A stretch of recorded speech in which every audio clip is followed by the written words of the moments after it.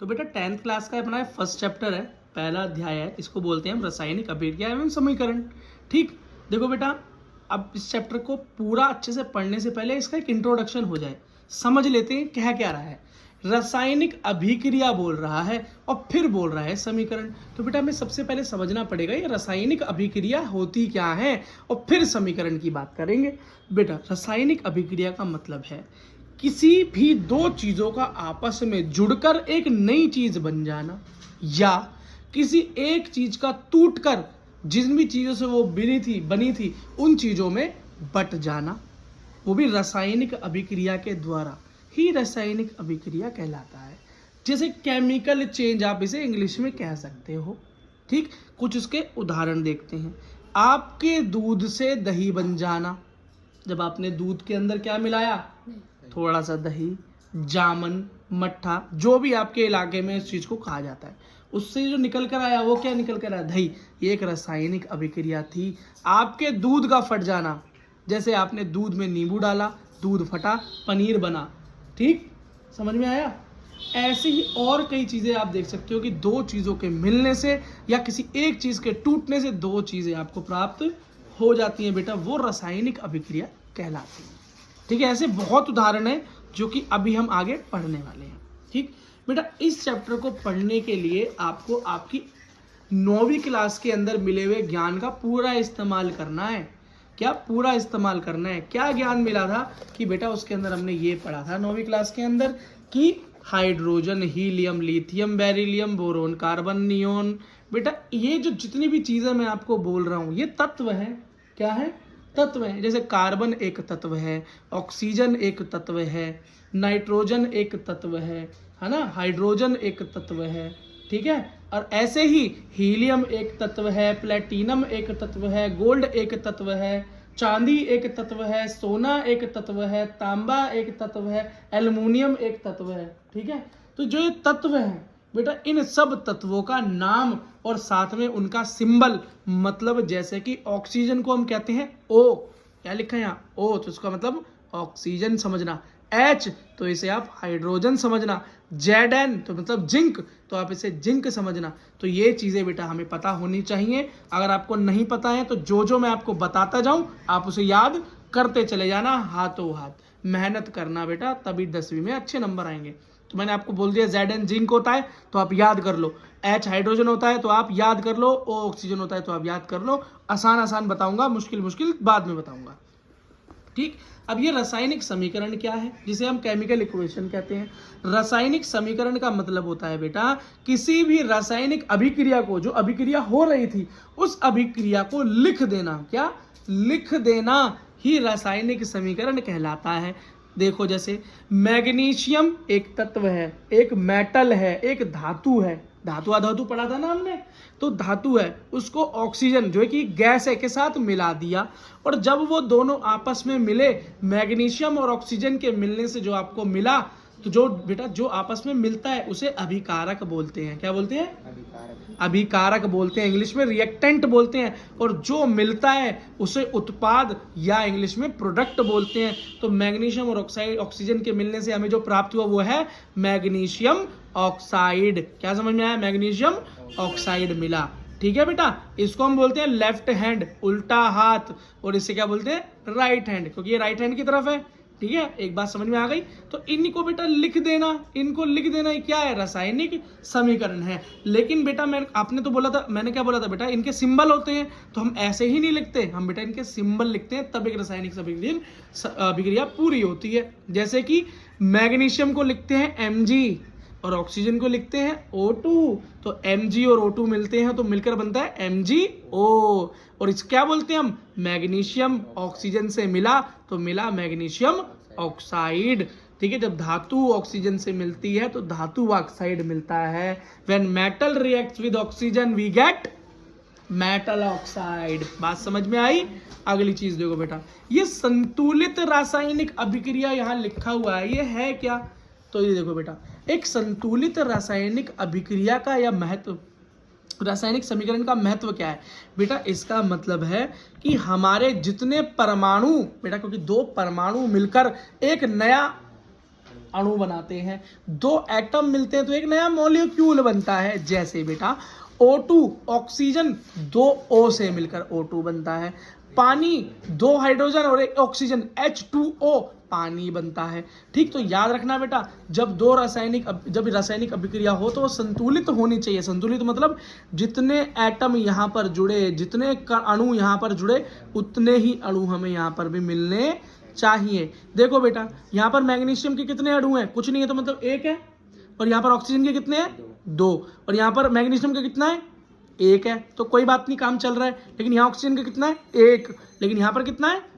तो इसका मतलब ये एक संतुलित रासायनिक अभिक्रिया नहीं है, हमें इसे संतुलित भी करना पड़ेगा। क्या करना पड़ेगा?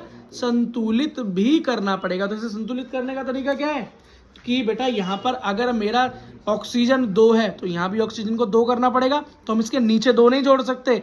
तरीका क्या है कि इसके अंदर बाहर 2 की गुणा कर दें। तो आप बोलोगे भैया अगर हमने बाहर 2 की गुणा कर दी तो इस चक्कर में तो मैग्नीशियम भी 2 हो गया, ऑक्सीजन तो 2 हो गया, लेकिन मैग्नीशियम भी तो 2 हो गया। मैं बोलूंगा हाँ बेटा हो गया, लेकिन इसे सही करने का तरीका क्या है कि 1 2 की मल्टीप्लाई यहाँ भी कर दो। अब ये देखो, 2 मैग्नीशियम 2 मैग्नीशियम 2 ऑक्सीजन 2 ऑक्सीजन, क्या हो गई आपकी अभिक्रिया? संतुलित हो गई। इसी को हम संतुलित रासायनिक अभिक्रिया कहते हैं और इसे ही संतुलन करना भी बोलते हैं। तो आगे बेटा मैं आपको जब चैप्टर के क्वेश्चंस में करवाऊंगा, डीप करवाऊंगा, तो आपको ये चीजें भी सिखा दूंगा कि किस तरीके से इनको करते हैं। ठीक है बेटा, अगली चीज देखो, मेन क्योंकि हम अभी इंट्रोडक्शन कर रहे हैं तो हम फास्ट पेस में इसका रिवीजन कर रहे हैं।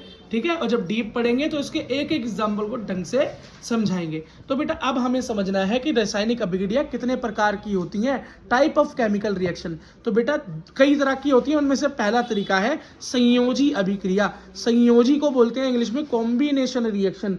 इसका मतलब होता है बेटा जब दो चीजें संयोजित हो जाती हैं, जुड़ जाती हैं, कंबाइंड हो जाती हैं और कोई नई चीज बनाए तो वो संयोजी अभिक्रिया है।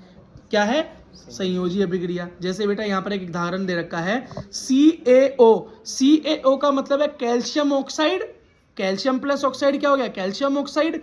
H2O, H2O क्या होता है? पानी। क्या होता है?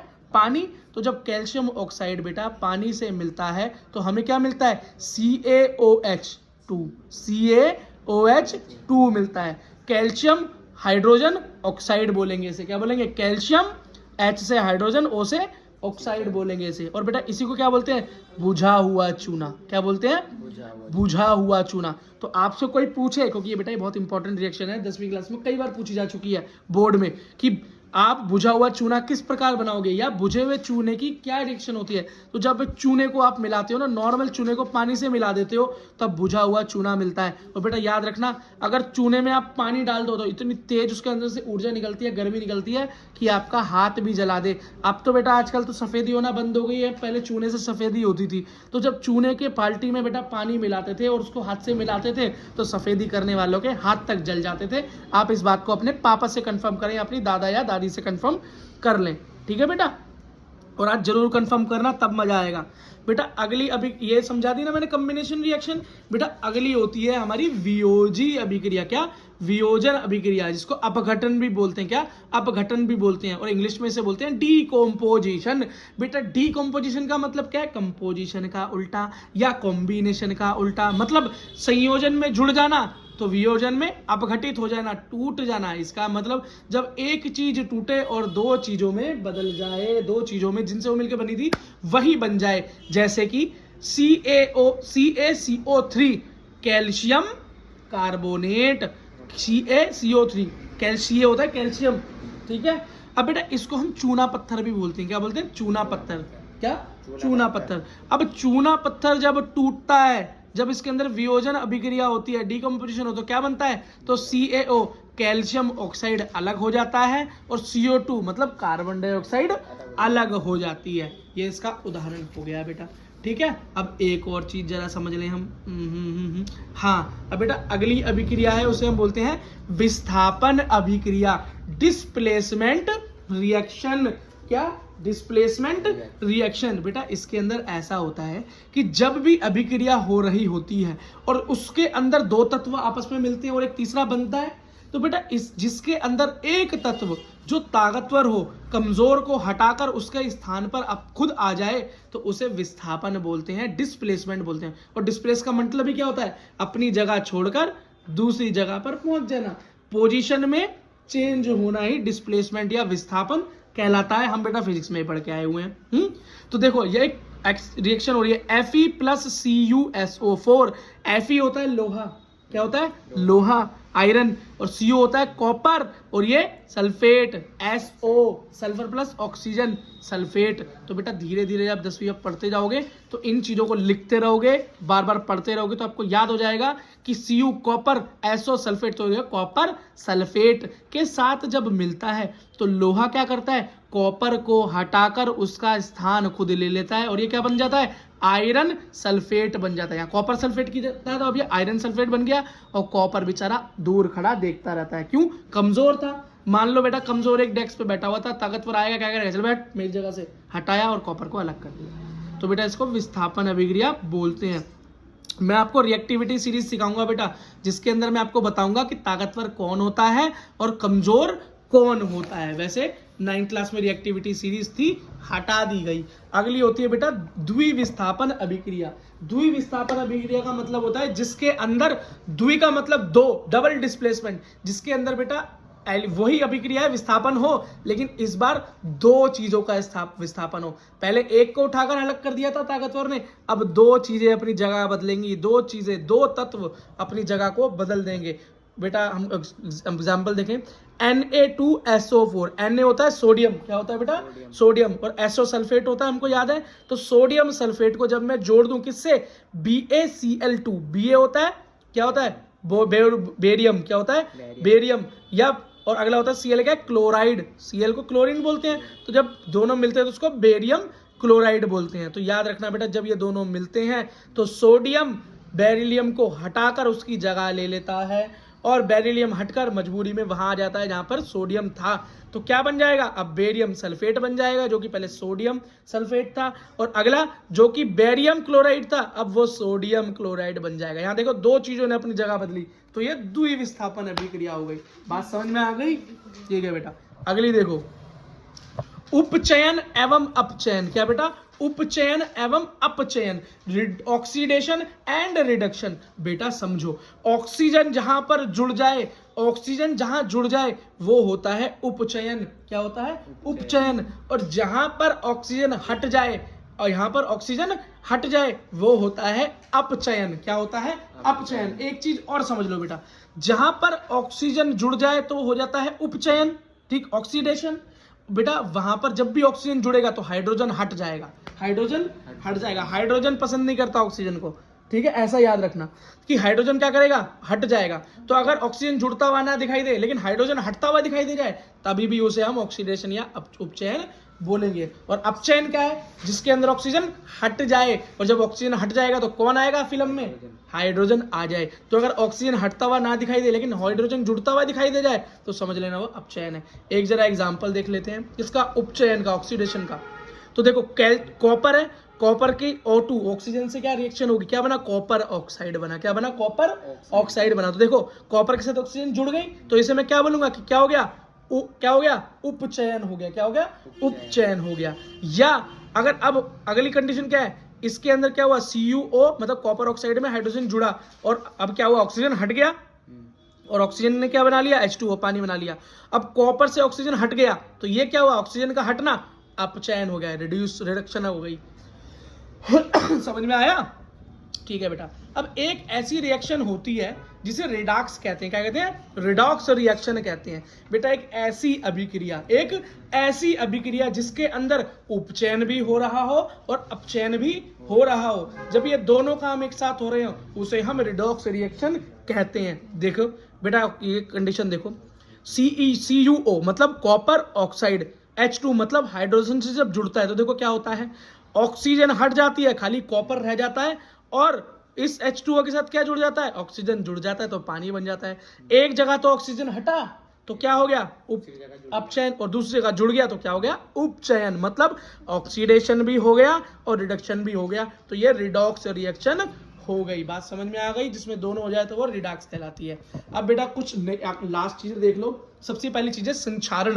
बेटा संक्षारण का मतलब होता है मेटल के अंदर, लोहे के अंदर जंग का लग जाना, इरोजन हो जाना संक्षारण कहलाता है। क्योंकि बेटा पानी जो है ऑक्सीजन के साथ मिलकर जो मेटल होता है, जो धातु होती है, जो लोहा होता है, उसकी सरफेस पर एक केमिकल रिएक्शन करता है, रासायनिक अभिक्रिया करता है और उसको धीरे धीरे खराब कर देता है, गला देता है। इससे बचने का तरीका क्या है? या तो उसके ऊपर कोई तेल लगाया जाए, या ग्रीस लगाया जाए, या उसके ऊपर पेंट कर दिया जाए। क्यों?